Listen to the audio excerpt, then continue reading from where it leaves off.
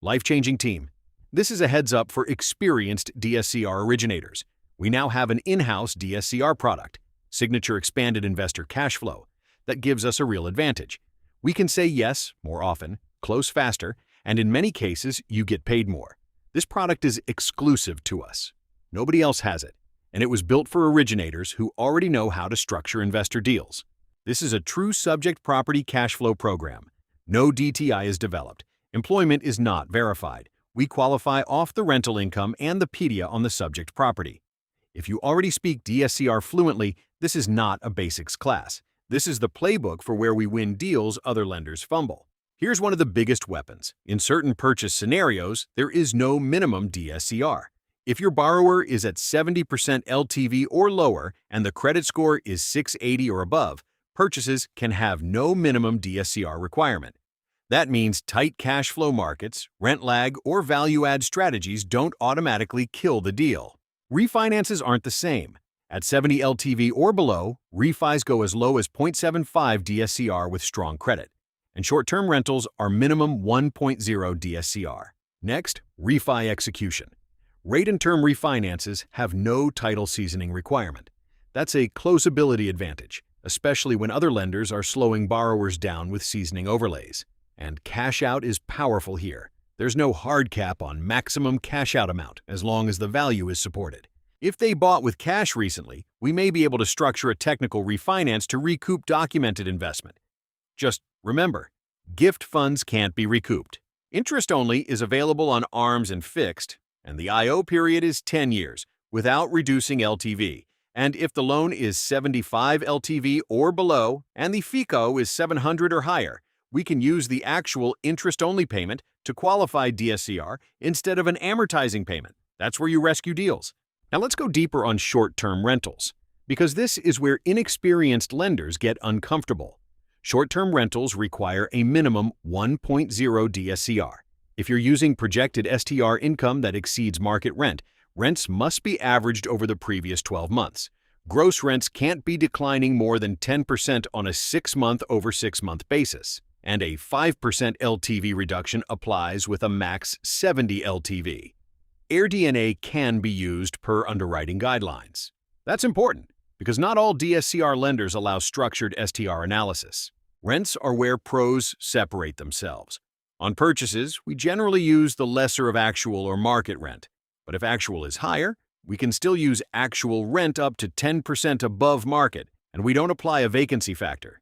If it's vacant on a purchase, we can use 100% of market rent. On refinances, we use the lesser of current rent or market rent.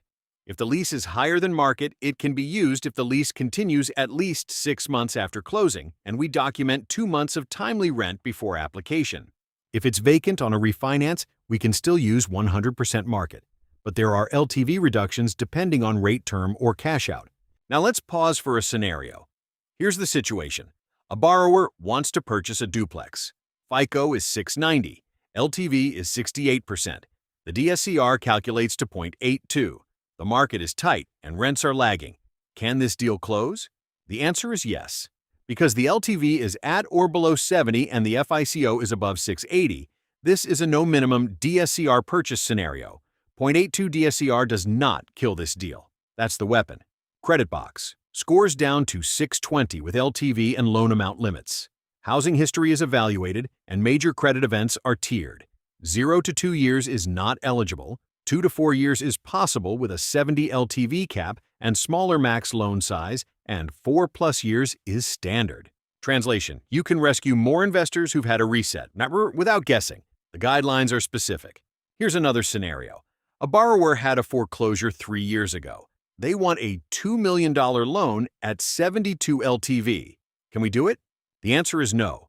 2 to 4 years from a major credit event caps at 70 LTV and a maximum of 1.5 million. This borrower is outside both limits. You'd need to restructure the loan amount and LTV or wait for the 4-year mark. Landlord history is usually required. At least one applicant needs 12 months of rental ownership and management experience in the last 3 years. Commercial property ownership counts if they were majority owner. But there's a clean workaround. If the property is under a management agreement with a licensed property management company, landlord history can be waived with 700 FICO, max 70 LTV, 1.0 DSCR, and 0 late housing. There's also a structured alternate path for borrowers without history, with higher DSCR, clean housing, and primary ownership requirements. That's a great new investor lane when positioned correctly. Scenario 3. A borrower has no rental history. They want to purchase a single-family rental. They have a 710 FICO, 68 LTV, 1.05 DSCR, 0 late housing payments, and they've signed a licensed property management agreement. Can we waive landlord history? Yes. All 4 conditions of the landlord waiver are met. 700 or above FICO, 70 or below LTV, 1.0 or above DSCR, and 0 late housing. This deal has a lane.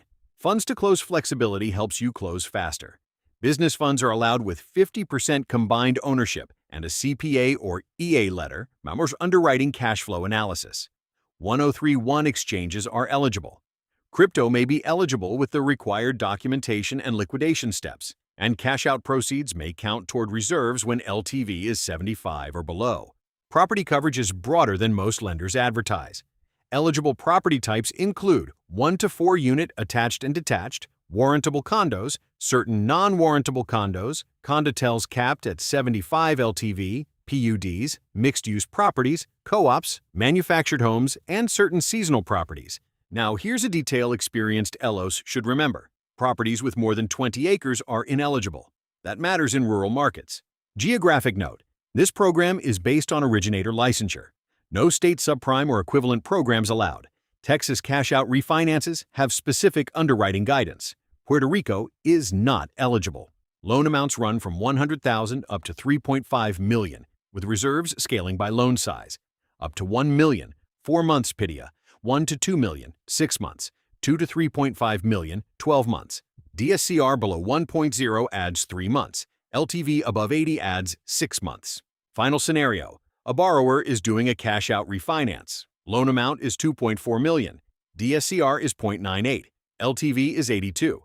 What is the total reserve requirement? Base reserves for a loan above $2 million, 12 months PIDIA. Add 3 months for DSCR below 1.0. Add 6 months for LTV above 80. Total, 21 months PIDIA in reserves. That's the number you need to qualify this deal. Bottom line, this product is built for experienced DSCR originators who want speed, flexibility, and a clean competitive edge. We are positioned as a dominant DSCR lender in the market, and this signature expanded product is exclusive to us. When you combine no DTI, no title seasoning on rate term, no minimum DSCR in certain purchase scenarios, interest only without LTV reduction, business funds and crypto flexibility, and large loan amounts up to $3.5 million, you're walking into investor conversations with structural advantages most lenders can't offer. Your next step: bring your problem DSCR files, thin DSCR purchases, title seasoning issues, IO-needed deals, and investors using business funds or 1031. Let's run them through Signature Expanded and take deals our competitors can't close.